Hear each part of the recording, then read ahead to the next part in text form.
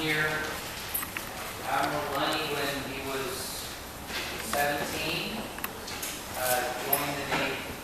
Was in high school in New York, just like many of you. For another 43 years, he continued to serve his country in the military.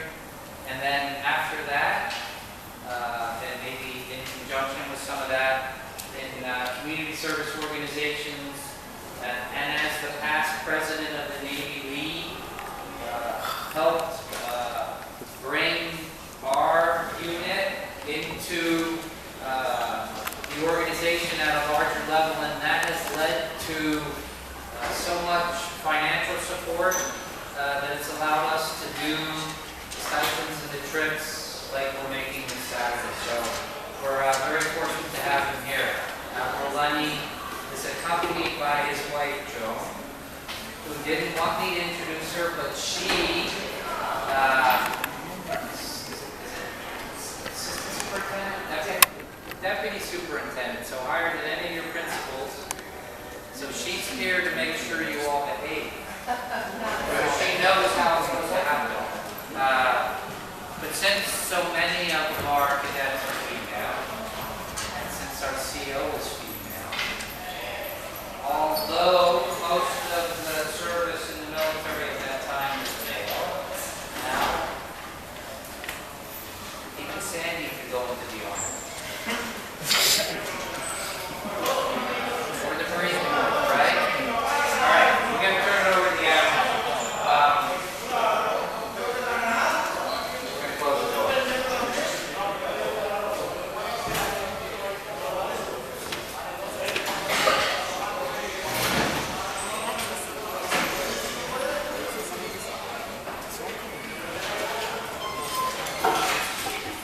First, I want to thank you so much, Commander and Chief, for inviting me up here because I've heard so much about this unit. And of course, my first occasion at meeting Commander Gunning was with the Navy League. And he was so high and expressing everything that was good about this unit and how he was doing so many good things with good people. So I really appreciate that. There came a time, as the Commander mentioned, I enlisted in the Navy. There were probably a number of you out there that are about 17 years old, and it was on December 15th, 1944, when I turned 17. My father had been in the Navy in World War I in the submarine service. My older folk, we could not graduate from our training until we could identify with a flash screen of a profile of a plane. We had to identify that plane as to whether it was Japanese or was it American. To Pearl Harbor, we sailed to Pearl Harbor. We offloaded several hundred men at Pearl Harbor. It was bringing out and resupplying as many sailors as possible preparatory to a landing scheduled for November 1st, 1945 on the home island in Japan called Kyushu. We then sailed, I think maybe the commander can give you an idea, down to the Marshall. We sailed from Pearl Harbor to the Marshall Islands. I think you can show them up there. And then from the at each of these points, at each of these points, we were offloading a number of sailors because we were bringing out thousands upon thousands of sailors to the Pacific for the final landings on the main Japanese islands.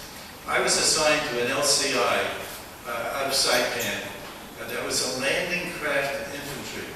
You can see on there, this is a logbook, the front page of a logbook, but I would have to tell you that what the indication on there, I don't have it in hand immediately, but there was an indication here, which may be of some interest to you in your training exercises here, of the number of ships. You can see we were assigned to a division, a squadron, a flotilla, and a fleet. The 9th Fleet is the fleet that we were assigned to. We had hundreds of naval ships out there at that time. That gives you an idea classified, and the way we're set up, we were with that division, that squadron, that flotilla, and that fleet. The 9th Fleet was how we operated. That summer, the atomic bombs had been dropped on Hiroshima and Nagasaki. But prior to that, you should be aware of the great sacrifices made in capturing the island of Saipan, where we were at that time. The Battle of Saipan took place from 15th of June to the 9th of July, 1944. 71,000 American soldiers and Marines landed on Saipan. Of that, over 3,500 were killed, 10,000 were wounded. 31,000 Japanese military were on the island at that time. There were a lot of civilians on the island. 24,000 of the Japanese were killed. 5,000 of them were suicide. We took 921 prisoners. 22,000 civilians that were living on the island also died, many by suicide. You've got to understand that the Japanese had instilled in these people, not only the military but the civilians, how cruel we were going to be if they were ever captured or we were ever able to control that island. And the poor Japanese were ready to commit suicide. At the northern end of Saipan, called Marby Point, as we used to round it on some of our trips, you could see the white bones of all the Japanese that had committed suicide by leaping off these cliffs for fear of being captured by the Americans. The bombs had been dropped on Japan. We were then ordered, because the war was slowing down at that time. The Japanese were considering a surrender. In October, that is in August 45, the bombs had been dropped. The Japanese surrendered on the 2nd of September, 1940, and pledged to attempt to kill one another.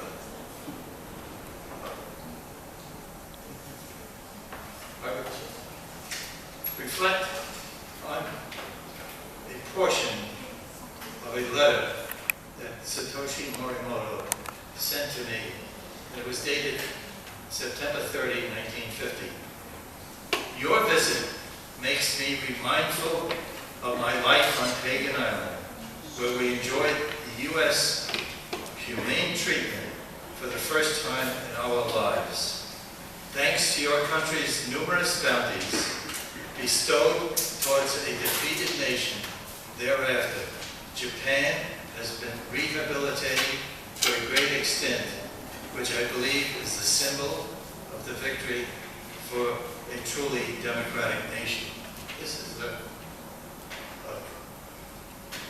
fine statement by a former enemy and a recognition of what we as Americans were all about in that war, and as we try to do most of the times in projecting our military force and our Navy abroad. So I think you'd appreciate that very much, his statement and appreciation. When I was with him, he was further thankful to me, and no matter what anyone thinks about General MacArthur, he couldn't have been higher about the way General MacArthur, as you know, was sent at the end of the war to rule all of Japan. And he did it with such a degree of fairness and justice that the Japanese grew to admire him very much. Just in closing, because I'm very much aware of our traditions here within this unit, with Commander and with the Chief, about our service in the Navy. I'm also a member of the Sons of the Revolution. My forebears served in the American Revolution here in New York State. General Washington once wrote to Lafayette, "Without a decisive naval force, we can do nothing definitive, and with it, everything honorable and glorious." That was a letter that George Washington wrote to Lafayette on November 15, 1781. And in closing, I quote President Kennedy, who most eloquently stated, "Any person who may be asked what he did to make his life worthwhile, I think he can respond with a good deal of pride and satisfaction. I served in the United States Navy." Thank you.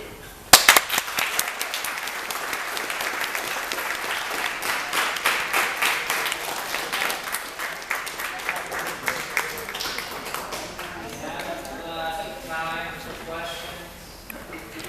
Anybody has any questions? Christian, you got a question? Go ahead. I'm willing to answer any questions as long as they're not too hard.